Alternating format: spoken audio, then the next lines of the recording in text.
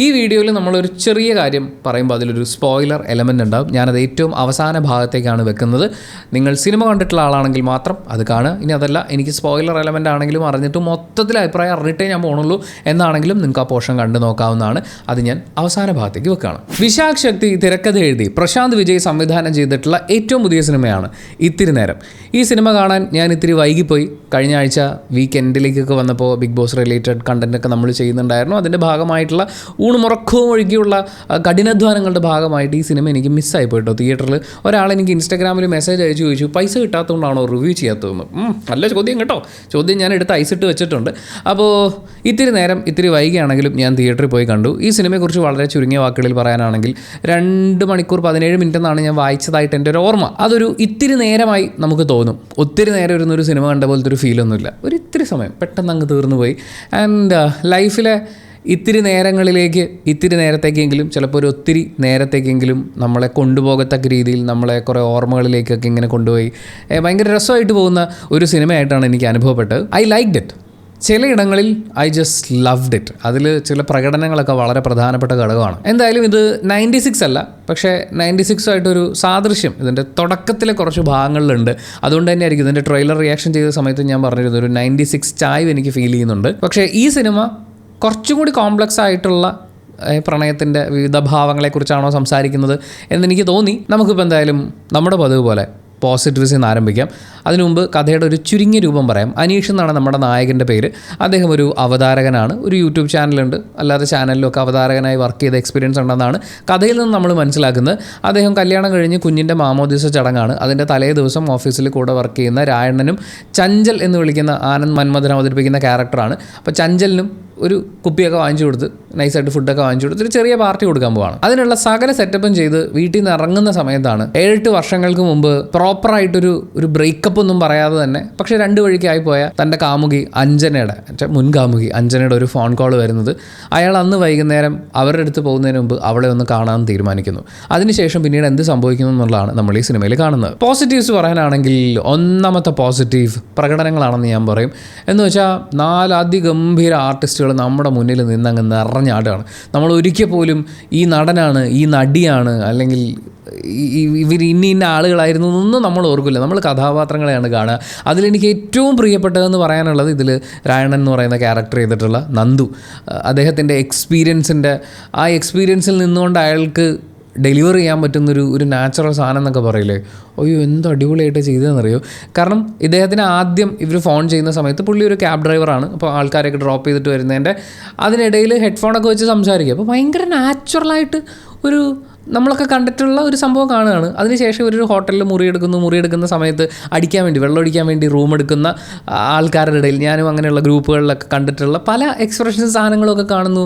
റൂമിനകത്ത് വെച്ചാണെങ്കിലും ഇപ്പോൾ ആനന്ദിൻ്റെ ക്യാരക്ടർ ചഞ്ചൽ വന്ന് കയറിയതിന് ശേഷമുള്ള ഇങ്ങനെയുള്ള എക്സ്പ്രഷൻസിലും ഒക്കെ ഭയങ്കര നാച്ചുറലായിട്ട് നമുക്ക് ഇയാളിത് എന്ത് പെർഫോമൻസ് ആണെന്ന് നമുക്ക് തോന്നിപ്പോകുന്ന പോലെ അതിൻ്റെ ക്യാരക്ടർ ഭയങ്കര രസമായിട്ടാണ്. ഈ സിനിമയിൽ ഈ പ്രായത്തിൻ്റെ തിളപ്പിൽ എന്ന് പറയാവുന്ന രീതിയിൽ ഇപ്പോൾ കല്യാണം കഴിഞ്ഞാലും കല്യാണം കഴിഞ്ഞിട്ടില്ലെങ്കിലും പ്രായത്തിൻ്റെ തളപ്പിൽ നിൽക്കുന്ന 2 പുരുഷന്മാർ അവർ ഒരു ദേഷ്യത്തിൻ്റെ പുറത്തൊരു കാര്യം ചെയ്യാൻ പോകും. പക്ഷേ അതൊരു ഫാമിലിയെ ഷെയ്ക്ക് ചെയ്ത് കളയാൻ സാധ്യതയുള്ള പക്ഷേ ഒരു സ്ത്രീയുടെ ആജീവനാന്തമുള്ള മനസ്സമാധാനത്തിനൊക്കെ കെടുത്തി കളയാൻ സാധ്യതയുള്ളൊരു കാര്യമാണ്. അത് ചെയ്യുമ്പോൾ അവന്മാരെ അതിൽ നിന്ന് പിന്മാറി അത് തൻ്റേതായിട്ടുള്ള രീതിയിൽ ഡീൽ ചെയ്യുന്ന ഈ ക്യാരക്ടറെ നമ്മൾ കാണുന്നുണ്ട്. അയാൾ ഈ പറയുന്ന ഫാമിലി ബോണ്ടിങ്ങിനും അതുപോലെ ഈ പ്രായം കൊണ്ട് ഒരാളിൽ ഉണ്ടാകുന്ന കുറേ സാധനങ്ങളൊക്കെ ഇല്ലേ, അതൊക്കെ ഭയങ്കര രസമായിട്ട് പുള്ളി അത് ഗംഭീരമായിട്ട് ചെയ്തു വെച്ചിട്ടുണ്ടായിരുന്നു. ആ ക്യാരക്ടർ ത്രൂ ഔട്ട് പ്രായത്തിൽ ചെറുതാണെങ്കിലും അനീഷ് എന്ന് പറയുന്ന റോഷൻ മാത്യു ചെയ്യുന്ന ക്യാരക്ടറിനെ അനീഷണ്ണൻ എന്നാണ് വിളിക്കുന്നത്. സ്നേഹവും ബഹുമാനവും ഒക്കെ കൊണ്ടാണ്. അപ്പോൾ എല്ലാ തവണയും അനീഷണ്ണൻ എന്ന് വിളിച്ചിട്ട് ഒരൊറ്റ സ്ഥലത്ത് മാത്രമാണ് അനിയ എന്ന് വിളിക്കുന്നത്. ആ വിളിയിലെല്ലാം ഉണ്ട്. ആരാണ് രായണൻ എന്ന് പറയുന്ന, അവർ തമ്മിലുള്ള ബോണ്ടിങ് എന്താണ് എന്നൊക്കെ പറയുന്ന ഒരുപാട് കാര്യങ്ങൾ ചേരുന്ന ഒരു ഗംഭീര പരിപാടിയാണ്. ആനന്ദ് മന്മഥൻ അദ്ദേഹത്തിന് നമ്മൾ ഈ അടുത്തായിട്ട് കുറേ സിനിമകളിൽ കുഞ്ഞു വേഷങ്ങളിൽ കണ്ടുകൊണ്ടേയിരിക്കുന്നു. വേഷങ്ങൾ വലുതായിക്കൊണ്ടിരിക്കുന്നു. അയാളിൽ അഭിനേതാവും കൂടുതൽ മെച്ചപ്പെട്ടുകൊണ്ടിരിക്കുന്നു. വളരെ നല്ല രീതിയിലാണ് എനിക്ക് ആ ക്യാരക്ടർ ഫീൽ ചെയ്തത്. ഈ ചഞ്ചൽ എന്ന് പറയുന്ന ക്യാരക്ടർ അവൻ്റെ ഒരു ചൊറി സ്വഭാവമുണ്ട്, പക്ഷെ പാവമാണ്. ഒരു പാവം, ഒരു നിർഗുണൻ എന്ന് പറയാൻ പറ്റില്ല, പക്ഷേ ഇടയ്ക്ക് ഉപദ്രവം ഉണ്ടാവാൻ സാധ്യതയുള്ളൊരു സംഭവമൊക്കെയാണ്. അതിന് ഭയങ്കര രസമായ ഒരു കൃത്യം സ്കെയിലിൽ നിന്ന് ഇവർ ഈ റൂമിനകത്ത് വെച്ചിട്ടുള്ള കുറേ സീനുകളുണ്ട്. അതാണ് ഈ സിനിമയിൽ ഒരു ഹ്യൂമർ സൈഡ് എന്ന് പറയുന്നത്. നമുക്ക് നല്ലോണം എൻജോയ് ചെയ്യാനുള്ള ഉള്ളിൽ നിന്ന് ചിരി വരുന്ന കുറേ കാര്യങ്ങളൊക്കെ ഉണ്ട്. ഇവർ രണ്ടുപേരും തമ്മിലുള്ള ടൈമിങ് സിനിമ കണ്ടതിന് ശേഷം ഞാൻ ശ്രുതിയോട് ഇങ്ങനെ സംസാരിക്കുന്ന സമയത്ത് ഈ പ്രണയവർണ്ണങ്ങളൊക്കെ ചെയ്തിരുന്നൊരു ആ ഒരു സമയത്തൊക്കെയുള്ള നന്ദുവിൻ്റെ ക്യാരക്ടറൊക്കെ എടുത്ത് നോക്കുകയാണെങ്കിൽ അന്ന് പുള്ളി ചെയ്തിരുന്ന ക്യാരക്ടറിൻ്റെ സ്വഭാവങ്ങളൊക്കെയാണ് ഇപ്പോൾ ആനന്ദ് മന്മഥൻ ഈ സിനിമയിൽ ചെയ്യുന്ന ക്യാരക്ടറിനുള്ളത്. അവിടുന്ന് നന്ദു ട്രാവൽ ചെയ്ത് വന്നിട്ടുള്ളൊരു ദൂരമുണ്ട്. അദ്ദേഹത്തിലെ ആക്ടറിനുണ്ടായിട്ടുള്ള എന്നെ പേഴ്സണലി എനിക്ക് ഭയങ്കര വളർച്ച എന്ന് പറയുന്ന പോലെ ഫീൽ ചെയ്തിട്ടുള്ളൊരു സാധനമുണ്ട്. ആനന്ദും ആ ഒരു യാത്രയിലാണുള്ളത്. പക്ഷേ നന്ദുവിനെ തേടിയെത്തിയ അവസരങ്ങൾ അദ്ദേഹത്തിൻ്റെ കഴിവിനനുസരിച്ച് എന്ന് പറയാൻ വളരെ കുറവാണെന്നാണ് തോന്നുന്നത്. ആനന്ദിനെ സംബന്ധിച്ച് കുറച്ചും കൂടി നല്ല കഥാപാത്രങ്ങൾ അദ്ദേഹത്തിൻ്റെ ഒരു ഒരു സ്റ്റാർട്ടിങ് സ്റ്റേജിൽ തന്നെ കിട്ടി തുടങ്ങട്ടെ എന്ന് ആശംസിക്കുകയാണ്. പിന്നെ റോഷനും സറിൻ ഷിഹാബും ഒരു രക്ഷയില്ലാത്ത രണ്ട് അഭിനേതാക്കൾ, രണ്ടുപേരും തിയേറ്റർ ആർട്ടിസ്റ്റുകളായിരുന്നു. അതിൻ്റെ ക്വാളിറ്റി എന്നൊക്കെ പറഞ്ഞിട്ടുണ്ടല്ലോ, ഒരു ക്യാരക്ടറിനെ ഹോൾഡ് ചെയ്യുക, ഇമോഷൻസ് ഈവൻ കണ്ണുകളിലൂടെ കമ്മ്യൂണിക്കേറ്റ് ചെയ്യുക എന്നൊക്കെ പറയുന്നത്, ഒരു നോട്ടം, നിശബ്ദത, അതിലൂടെയൊക്കെ കമ്മ്യൂണിക്കേറ്റ് ചെയ്യാൻ പറ്റുക എന്ന് പറഞ്ഞു കഴിഞ്ഞാൽ അത് അപാരമായിട്ട് ചെയ്തു വെച്ചിട്ടുണ്ട്. എന്ന് വെച്ചാൽ ഇരുത്തി നിർത്തിയൊക്കെ പുകഴ്ത്താനുള്ള അതിനും മാത്രം അങ്ങനെ ഫീൽ ചെയ്യും ഈ രണ്ട് പേരും ചെയ്തു വെച്ചിരിക്കുന്നതിനെ. അവരേത് സാഹചര്യത്തിലായിരുന്നു അന്നുണ്ടായിരുന്നത് ഇന്നുള്ളത് എന്നുള്ളതൊക്കെ നമുക്ക് മനസ്സിലാവും. ചിലയിടങ്ങളിൽ നമുക്ക് ആദ്യമൊക്കെ ഒരു കൺഫ്യൂഷൻ ഉണ്ട്, ഇവരെന്തിനാ ഈ ദേഷ്യപ്പെടുന്നത്, അല്ലെങ്കിൽ ഇവർക്ക് ശരിക്കും ദേഷ്യമാണോ ഉള്ളത്, അത് ഇവർക്ക് പ്രണയമാണോ ഉള്ളത് എന്ന് പറയുന്ന പോലത്തെ ആ കൺഫ്യൂഷൻ എലമെൻ്റ് ഉണ്ടല്ലോ, അതിനൊക്കെ നിലനിർത്തിക്കൊണ്ട് ഭയങ്കര ബ്യൂട്ടിഫുള്ളി അവരുടെ രംഗങ്ങൾ ഇങ്ങനെ മുന്നോട്ട് പോകും. ആൻഡ് ഈ സിനിമയുടെ ഒരു ഹൈലൈറ്റ് എന്ന് പറയാൻ എനിക്ക് ആഗ്രഹം തോന്നിയിട്ടുള്ളൊരു സംഭവം, ഇതിൽ ഹ്യൂമർ ഇവർ കൈകാര്യം ചെയ്തിരിക്കുന്ന സിറ്റുവേഷണൽ ഹ്യൂമറാണ്. വേണമെങ്കിൽ ആ ഹ്യൂമറിനെ കുറച്ചും കൂടി കയ്യിൽ നിന്നിടാമായിരുന്നു. പക്ഷേ അങ്ങനെ ഓവർഡു ചെയ്യാതെ കറക്റ്റ് സ്കെയിലിൽ ആവശ്യത്തിന് ചിരിക്കാനുള്ളതുണ്ട്. ഇത് വളരെ ലൈറ്റായിട്ടുള്ള എന്ന് വെച്ചാൽ ഒരു നൂൽപ്പാലത്തിൽ കൂടി പോകുന്നത് പോലത്തെ ഒരു തീരുമാനവും കുറച്ച് സംഭവങ്ങളൊക്കെയാണ്. പക്ഷേ അതിനെ ഭയങ്കര ലൈറ്റായിട്ട് സമാധാനപരമായി ഹാൻഡിൽ ചെയ്ത് നമ്മൾ ഈ അടുത്ത കാലത്തൊക്കെ സിമിലർ എന്ന് തോന്നിപ്പിക്കാവുന്ന ചില സിറ്റുവേഷൻസൊക്കെ പല സിനിമകളിലും ഭയങ്കരമായിട്ട് അങ്ങോട്ടോടുന്നു ഇങ്ങോട്ടോടുന്നു, കൺഫ്യൂഷൻ, കോമഡി മ്യൂസിക്, മറ്റത് മറിച്ച് ഒക്കെ ഇടുന്ന പോലെയൊക്കെ ഉണ്ട്. ഇതിൽ വളരെ ലൈറ്റായിട്ട് ആ സംഭവം ഇങ്ങനെയാണ്, പക്ഷേ അവിടെ ഇങ്ങനെ ഭയങ്കര രസമായിരുന്നു ഇത് കാണാൻ എന്ന് പറയുന്ന പോലെ ഹ്യൂമറിനെ അവർ കൈകാര്യം ചെയ്തിട്ടുണ്ട്. അതിൽ ഈ പറയുന്ന പെർഫോമൻസുകൾക്കൊരു വലിയ പങ്കുണ്ട്. ആൻഡ് മെയിൻ ഫാക്ടർ ഇതിൽ പ്രണയമാണ്. ഈ പ്രണയം എന്ന് പറയുന്ന പരിപാടി അത് തുടങ്ങുമ്പോൾ ഭയങ്കര ബ്യൂട്ടിഫുൾ ആയിരിക്കും, പ്രണയം മുന്നോട്ട് പോകുമ്പോഴും വളരെ ബ്യൂട്ടിഫുൾ ആയിരിക്കും. പക്ഷേ പ്രണയം അവസാനിക്കുമ്പോൾ എങ്ങനെയാണ്? ശരിക്കും പ്രണയങ്ങൾ അവസാനിക്കാറുണ്ടോ? ഇനി അവസാനിക്കുകയാണെങ്കിലും അത് എങ്ങനെയാണ് അവസാനിക്കേണ്ടത്, എങ്ങനെയാണ് അവസാനിപ്പിക്കേണ്ടത്? ഒരു പ്രോപ്പർ ക്ലോഷർ കിട്ടിയിട്ടില്ലാത്ത, അല്ലെങ്കിൽ ഒരു പ്രോപ്പർ ബ്രേക്കപ്പ് ഉണ്ടായിട്ടില്ലാത്ത രണ്ട് പ്രണയങ്ങൾ, അവർ രണ്ടുപേരും ഒരു രാത്രി ഒരുമിച്ച് അവർ സംസാരിക്കുമ്പോൾ, അവർ വഴക്കിടുമ്പോൾ ഒക്കെ ഇത് എന്തിനു വേണ്ടിയിട്ടാണെന്ന് നമ്മൾ ആലോചിക്കും. അവർക്ക് വേറെ പലതിനും വേണ്ടിയിട്ടാണോ എന്ന് നമ്മൾ ചിന്തിച്ചു പോകും. പക്ഷേ ഈ സിനിമ മുഴുവൻ കണ്ടു തീരുമ്പോൾ ഞാൻ മനസ്സിലാക്കുന്നത് അവർ ഈ ശ്രമിച്ചുകൊണ്ടിരുന്നത് മുഴുവൻ, അവർ സംസാരിച്ചത്, അവർ ചില കാര്യങ്ങൾ ഡീൽ ചെയ്യാൻ ശ്രമിച്ചത്, ഇതൊക്കെയും നമുക്കൊന്ന് പ്രോപ്പറായി ഒരു പ്രോപ്പർ ഗുഡ് ബൈ അവർക്ക് കിട്ടിയിട്ടില്ല. അവരുടെ ആ തീവ്രമായ പ്രണയം അർഹിച്ചിരുന്ന ഒരു ഗുഡ് ബൈ പറച്ചിലുണ്ടായിരുന്നു. ഈ സിനിമയുടെ ഏറ്റവും അവസാനം അഞ്ജന എന്ന് പറയുന്ന ക്യാരക്ടർ ശബ്ദം താഴ്ത്തി ഒരു ബൈ പറയുന്നുണ്ട്. ആ ബൈ പറയാൻ പറ്റണം. അനീഷ് ചോദിച്ചൊരു അടി ഉണ്ടായിരുന്നു, ആ അടി കൊടുക്കാൻ എന്ന് വെച്ചാൽ അതാണ് അതിൻ്റെ ക്ലോഷർ. ആ പ്രണയത്തിൻ്റെ ഏറ്റവും മനോഹരമായൊരു എൻഡിങ് അവർ രണ്ടുപേരും ആഗ്രഹിച്ചിരുന്നു. ആ എൻഡിങ് ഇല്ലാത്ത പ്രണയമാണ് അവരെ കൊണ്ട് ഈ പറയുന്ന വഴക്കുകളും പലതരം ഇമോഷൻസായിട്ട് പുറത്തേക്ക് വന്നതെന്നാണ് എനിക്ക് ഫീൽ ചെയ്തത്. അത് കിട്ടിക്കഴിയുമ്പോൾ ആക്ച്വലി അവർ ശരിക്കും ഒരു പ്രണയത്തിൻ്റെ ബ്രേക്കപ്പ് എന്ന് പറയുന്നൊരു മൊമെൻറ്റിലേക്ക് ആക്ച്വലി അവർ മുമ്പ് പിണങ്ങുകയും ഇപ്പോൾ ബ്രേക്കപ്പ് ആവുകയും ചെയ്യാമെന്ന് പറയുന്ന പോലെ എനിക്ക് ഫീൽ ചെയ്തു, അങ്ങനെയൊക്കെ റീഡ് ചെയ്യാൻ. ഈ സിനിമ ഓരോരുത്തർക്കും പല രീതിയിൽ റീഡ് ചെയ്യാൻ പറ്റുന്ന ഒരു പാറ്റേൺ ആണെന്ന് എനിക്ക് തോന്നുന്നു. ഞാനിതിനെ ഇങ്ങനെയാണ് നോക്കി കാണുന്നത്. ഒരു പക്ഷേ നിങ്ങൾ ഈ സിനിമയെ നോക്കി കാണുന്നത് വേറെ തന്നെ ഒരു തലത്തിലായിരിക്കും. നിങ്ങളുടെ പ്രായം, എക്സ്പീരിയൻസ്, പ്രണയത്തെ നിങ്ങൾ നോക്കി കാണുന്ന രീതി, നിങ്ങളുടെ ജെൻഡർ ഒക്കെ ഇതിനൊരു ഘടകമായേക്കാം. ഞാനിതിനെ ഇങ്ങനെയാണ് നോക്കി കാണുന്നത്. ഭയങ്കര രസമായിട്ടൊരു പ്രണയത്തിൻ്റെ കൺക്ലൂഷൻ എന്ന് പറയുന്നത് നമ്മുടെ മുന്നിൽ അവതരിപ്പിക്കുന്നുണ്ട്. പിന്നെ പറയേണ്ടത് ഇതിൻ്റെ ഓഡിയോ വിഷ്വൽ ട്രീറ്റ്മെൻ്റ് ആണ്. വിഷ്വൽസൊക്കെ രാത്രിയാണ് നമ്മൾ കൂടുതലും കാണുന്നത്.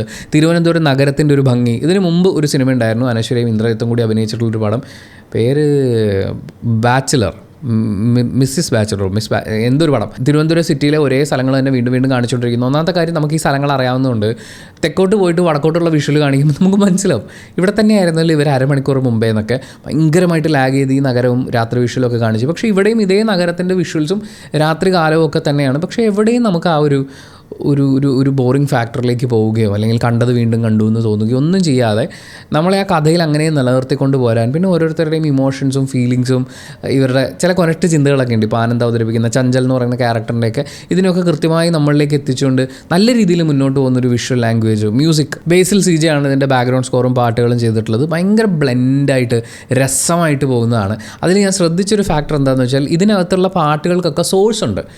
അതായത് തുടക്കത്തിൽ നമ്മൾ കേൾക്കുന്ന ഒരു മ്യൂസിക് ഉണ്ട്. ആ മ്യൂസിക് ഇങ്ങനെ കേട്ട് കേട്ട് കേട്ട് വേറെയും കുറേ കാര്യങ്ങളൊക്കെ കാണിച്ചൊക്കെ ഇങ്ങനെ പോയിട്ട് ഒരു സീൻ എൻഡ് ചെയ്യുമ്പോൾ ആ മ്യൂസിക് അവിടെ ഒരു സ്ഥലത്ത് പ്ലേ ചെയ്യുകയാണ്. അവിടുന്ന് അയാൾ പോകുമ്പോൾ ആ മ്യൂസിക് അവിടെ ഇങ്ങനെ എൻഡ് ചെയ്യുകയാണ് ചെയ്യുന്നത്. അതായത് നമ്മൾ കാണുന്ന മ്യൂസിക്കിനൊക്കെ ഒരു സോഴ്സ് കൊടുത്തിട്ട് അങ്ങനെ വരുമ്പോൾ അത് ഭയങ്കര രസമുണ്ടായിരുന്നു. പിന്നെ ഓഫ് കോഴ്സ് ഇമോഷണലി എനിക്ക് ഭയങ്കര കണക്റ്റ് ആയിട്ടുള്ള കുറേ സീനുകളുണ്ടായിരുന്നു, കുറേ ഡയലോഗുകൾ, ചില ചോദ്യങ്ങളൊക്കെ ഉണ്ടായിരുന്നു. സ്ഥലങ്ങൾ കാണുമ്പോൾ അതിനോടുള്ളൊരു ഇമോഷണൽ കണക്റ്റ് ഉണ്ട്, കഥാപാത്രങ്ങൾ, അവരുടെ മാനസികാവസ്ഥകൾ. അങ്ങനെ മൊത്തത്തിൽ എന്നെ സംബന്ധിച്ച് ഇത്തിരി നേരം എന്ന് പറയുന്നത് ഇത്തിരി നേരം വർത്ത് സ്പെൻഡിങ് ആയിട്ട് ഫീൽ ചെയ്തു. നമ്മുടെ ജീവിതത്തിലെ ചില ഇത്തിരി നേരങ്ങളിലേക്ക് നമുക്കൊരു ഇത്തിരി നേരം കിട്ടിയിരുന്നെങ്കിൽ നമുക്കിതിങ്ങനെ ആക്കാമായിരുന്നു, അങ്ങനെ ആക്കാമായിരുന്നു, നമുക്ക് കുറ്റബോധം തോന്നുന്ന, ചിലപ്പോൾ അവസരം കിട്ടിയതുകൊണ്ട് തിരുത്താൻ പറ്റിയിട്ടുള്ള ചില ഇത്തിരി നേരങ്ങളിലേക്ക് തിരിച്ചു പോകാനുള്ള ഒരു സാധനം ഈ സിനിമയിലുണ്ട്. ഇനിയിപ്പോൾ പുതിയ വീക്കെൻഡ് വരികയാണ്, പുതിയ സിനിമകളൊക്കെ തിയേറ്ററിലേക്ക് വരികയാണ്. ഈ സിനിമ എത്രത്തോളം പിടിച്ചു നിൽക്കുമെന്ന് എനിക്കറിയില്ല. പക്ഷേ നിങ്ങളൊരു സിനിമാ സ്നേഹിയാണെങ്കിൽ ഭയങ്കര ലൈറ്റായിട്ട് പറഞ്ഞു പോകുന്ന, എന്നാൽ മനുഷ്യൻ്റെ ഉള്ളിനുള്ളിലുള്ള കുറച്ച് കോംപ്ലക്സ് ആയിട്ടുള്ള ഇമോഷൻസിലൂടെയൊക്കെ കടന്നു പോകുന്ന സിനിമകൾ കാണാനും അതിനെ അപ്രിഷ്യേറ്റ് ചെയ്യാനൊക്കെ ആഗ്രഹിക്കുന്ന ഒരാളാണ് നിങ്ങളെങ്കിൽ തീർച്ചയായും നിങ്ങൾ ഈ സിനിമ തിയേറ്ററിൽ പോയി കാണുമെന്ന് ഞാൻ പറയുള്ളൂ. And that's it. Thank you so much for watching this video. Video ഇഷ്ടപ്പെട്ടാൽ ലൈക്ക് ചെയ്യുക, കമൻറ്റ് ചെയ്യുക, ഷെയർ ചെയ്യുക, സബ്സ്ക്രൈബ് ചെയ്യുന്ന കാര്യവും ഹൈപ്പ് ചെയ്യുന്ന കാര്യവും പരിഗണിക്കുക. പിന്നെ ഈ സിനിമ തിയേറ്ററിൽ കണ്ടിട്ടുള്ള ഒരാളാണ് നിങ്ങളെങ്കിൽ എല്ലാ സിനിമയും തിയേറ്ററിൽ കണ്ട് വിലയിരുത്തപ്പെടേണ്ടതാണ്. അങ്ങനെ ഈ സിനിമ തിയേറ്ററിൽ കണ്ടിട്ടുള്ള ഒരാളാണ് നിങ്ങളെങ്കിൽ നിങ്ങളുടെ അഭിപ്രായങ്ങൾ കമൻറ്റ് ബോക്സിൽ രേഖപ്പെടുത്തുക. ഞാൻ ഈ പറഞ്ഞത് എൻ്റെ പേഴ്സണൽ ഒപ്പീനിയനാണ്. നിങ്ങളുടെയും കൂടി അഭിപ്രായങ്ങൾ കമൻറ്റ് ബോക്സിൽ നിന്ന് അറിഞ്ഞിട്ട് സിനിമ കാണണോ വേണ്ടിയോ തീരുമാനിക്കാൻ കാത്തിരിക്കുന്ന കുറേ ആൾക്കാരുണ്ടാവും. അവർക്കതൊരു വലിയ സഹായമായിരിക്കും. ഇനി ഒരു കാര്യം കൂടി പറയാനുണ്ട്. പക്ഷേ ആ കാര്യം പറയുമ്പോൾ ഉറപ്പായിട്ടും അതിലൊരു സ്പോയിലർ എലമെൻറ്റ് വരാനുള്ള സാധ്യതയുണ്ട്. ഇങ്ങനൊരു സിനിമ ഇതിൻ്റെ ട്രെയിലർ കാണുമ്പോൾ നിങ്ങൾ കാണാൻ സാധ്യതയുള്ള കാര്യങ്ങളൊക്കെ തന്നെയാണ്. എന്നെ സംബന്ധിച്ചത് ഭയങ്കര സ്പോയിലറായിട്ടല്ല, പക്ഷേ ചില ആളുകളെങ്കിലും കഥയുടെ പ്രധാനപ്പെട്ട കാര്യങ്ങളൊന്നും അറിയാതെ സിനിമ കാണണമെന്ന് ആഗ്രഹിക്കുന്നുണ്ടാവും. അവർക്ക് വേണ്ടിയിട്ടാണ്. ഒരുപക്ഷെ നിങ്ങൾ ഈ സിനിമ കണ്ടിട്ടുള്ള ആളാണെങ്കിൽ ഇവിടെ തൊട്ട് നിങ്ങൾക്ക് തുടർന്ന് കാണാം. ഒരു സ്പോയിലർ എലമെൻ്റ് ഉള്ള കാര്യമാണ്. മറ്റൊരു വലിയ പോസിറ്റീവ് ഈ സിനിമയിൽ ഈ ആണിനെയും പെണ്ണിനെയും നമുക്ക് കാണാൻ പറ്റും എന്നുള്ളതാണ്. ഒന്നെങ്കിൽ നമ്മൾ ആണിനെ മാത്രമാണ് കാണുക, അല്ലെങ്കിൽ പെണ്ണിനെ മാത്രമായിട്ട് കാണുന്ന സിനിമകൾ വളരെ കുറവാണ് എന്നുള്ള ചർച്ചകളാണല്ലോ നമ്മളിവിടെ നടന്നുകൊണ്ടിരിക്കുന്നത്. ഈ സിനിമയിൽ നമുക്ക് രണ്ടും കാണാൻ പറ്റും, രണ്ട് വശവും കാണാൻ പറ്റും. ഇതിനകത്ത് ഒരു പെർട്ടിക്കുലർ സീനിൽ നായിക സറിൻ ഷിഹാബ് അവരൊരു വലിയ പ്രശ്നത്തെക്കുറിച്ച് അവതരിപ്പിക്കുന്നുണ്ട്. ഈ പ്രശ്നം കേൾക്കുന്ന റോഷൻ മാത്യുവിൻ്റെ ക്യാരക്ടർ അയാൾ ആലോചിച്ച് പോകുന്നത് വേറൊരു ആംഗിളിലാണ്. അയ്യോ അത് എന്നിട്ട് അപ്പോൾ അത് ഇൻ്റർനെറ്റിലൊക്കെ വന്നിട്ട് അത് ഇവൻ ആലോചിക്കുന്ന മുഴുവൻ അതാ, ഇവക്കത് പ്രശ്നമല്ല. എടോ അതല്ല എൻ്റെ പ്രശ്നം, എൻ്റെ ട്രസ്റ്റ്, എൻ്റെ വിശ്വാസം എനിക്ക് നഷ്ടമായി എന്ന് പറയുന്നൊരു കാര്യമാണ്.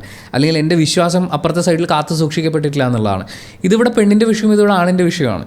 ഇത് രണ്ടും ഇവിടെ ഉണ്ട്. ഇത് രണ്ടും നമുക്ക് മനസ്സിലാക്കാനും ഇപ്പുറത്തെ സൈഡിൽ എന്താണെന്നുള്ളത് പറയുന്നൊരു സിനിമ വന്നു എന്നുള്ളതാണ്. അതെപ്പോഴും നമ്മുടെ സിനിമകളിൽ, പ്രത്യേകിച്ച് പുരുഷന്മാർ തിരക്കഥ എഴുതുന്ന സിനിമകളിൽ സംഭവിക്കാത്തതാണ്. മാത്രമല്ല ഇവിടെ ഒരു ഹോപ്പ് ഈ ആൾ കാണുന്നുണ്ട്. കാരണം 8:30 ആകുമ്പോഴേക്കും ഞാൻ തിരിച്ചു വന്നേക്കാം എന്ന് ഭാര്യയോട് വളരെ സ്നേഹത്തിൽ പറഞ്ഞിട്ട് പോകുന്ന, പക്ഷേ തൻ്റെ കാമുകി ഇന്ന് രാത്രി ഒറ്റയ്ക്കാണ് താമസിക്കുന്നതെന്ന് അറിയുമ്പോൾ ഞാൻ ഇന്ന് വരില്ലായിരിക്കും, നാളെ രാവിലെ എത്തിക്കോളാം എന്ന് പറഞ്ഞ് ഭാര്യയ്ക്ക് മെസ്സേജ് അയക്കുന്ന ആ ഒരു പുരുഷനെ നമ്മളവിടെ കാണുന്നുണ്ട്. ഒരു ടിപ്പിക്കൽ മാൻ നമുക്ക് അവിടെ കാണാൻ പറ്റുന്നുണ്ട്. എന്നാൽ അതേസമയം ഇപ്പുറത്തുള്ള സ്ത്രീ എന്താണ് എന്നുള്ളത് നമ്മൾ കാണുന്നുണ്ട്. ഈ ഒരു റിലേഷൻഷിപ്പിലേക്ക് അല്ലെങ്കിൽ ഈ ഒരു മൊമെൻറ്റിലേക്ക് പൂർവ്വകാമുകിയെ കൊണ്ടുവരാൻ വേണ്ടി ഭാര്യയെ മോശക്കാരിയാക്കി ചിത്രീകരിക്കുക എന്ന് പറയുന്ന പോലത്തെ കാര്യങ്ങളും ഈ ക്യാരക്ടർ ചെയ്യുന്നില്ല. അതായത് എവിടെയൊക്കെയോ ഗ്രേറ്റ് ഷെയ്ഡ്സ് ഉണ്ടോ എന്ന് നമുക്ക് തോന്നും, പക്ഷേ രണ്ട് സൈഡിൽ നിന്നും നമുക്ക് ഈ ക്യാരക്ടേഴ്സിനെ ഇവർ കാണിച്ചു തരികയാണ്. വേണമെങ്കിൽ അവർക്ക് ഈ സിനിമയിൽ ഈ നമ്മുടെ നായകനാണല്ലോ, നായകൻ എന്ന് പറഞ്ഞാൽ സർവ്വഗുണ സമ്പന്നൻ എന്നൊക്കെ പറയുന്ന പോലെയൊക്കെ കാണിക്കാൻ വേണ്ടിയിട്ട് അയാളുടെ ഭാര്യ അയാൾക്കൊരു സ്വസ്ഥതയും കൊടുക്കാത്ത, അയാൾക്കൊരു ശരിക്കുള്ള സ്നേഹം കൊടുക്കാത്ത ഒരു ഭാര്യ എന്നുള്ള രീതിയിൽ കാണിച്ചു നോക്കുകയാണെങ്കിൽ ഇതിനൊക്കെ ന്യായീകരിക്കാമായിരുന്നു. നമ്മൾ ഇതുവരെ കണ്ടിട്ടുള്ള നമ്മുടെ സർവ്വഗുണ സമ്പന്ന നായക കഥാപാത്രങ്ങളുടെ ഒരു ലെവൽ വെച്ച് നോക്കുമ്പോൾ അവർക്ക് വേണമെങ്കിൽ അങ്ങനെയൊക്കെ കാണിക്കാം. പക്ഷെ അങ്ങനെ ഒന്നും കാണിക്കാതെ വളരെ നല്ല രീതിയിൽ തന്നെ ആ ക്യാരക്ടറിനെ കാണിക്കുകയാണ് ചെയ്യുന്നത്. നമുക്കിവിടെ നല്ല കുറേ മനുഷ്യന്മാരെയാണ് കാണുന്നത്. നമ്മൾ എല്ലാ സൈഡും ഉള്ള മനുഷ്യന്മാരെ നമ്മളിവിടെ കാണുന്നു. അതിനെ അവർ തിരക്കഥയിൽ കൊണ്ടുവന്നിരിക്കുന്ന ഒരു രീതി അത് വളരെ അപ്രിഷ്യേറ്റ് ചെയ്യേണ്ട ഒരു ഘടകമായിട്ടാണ് എനിക്ക് ഫീൽ ചെയ്യുന്നത്.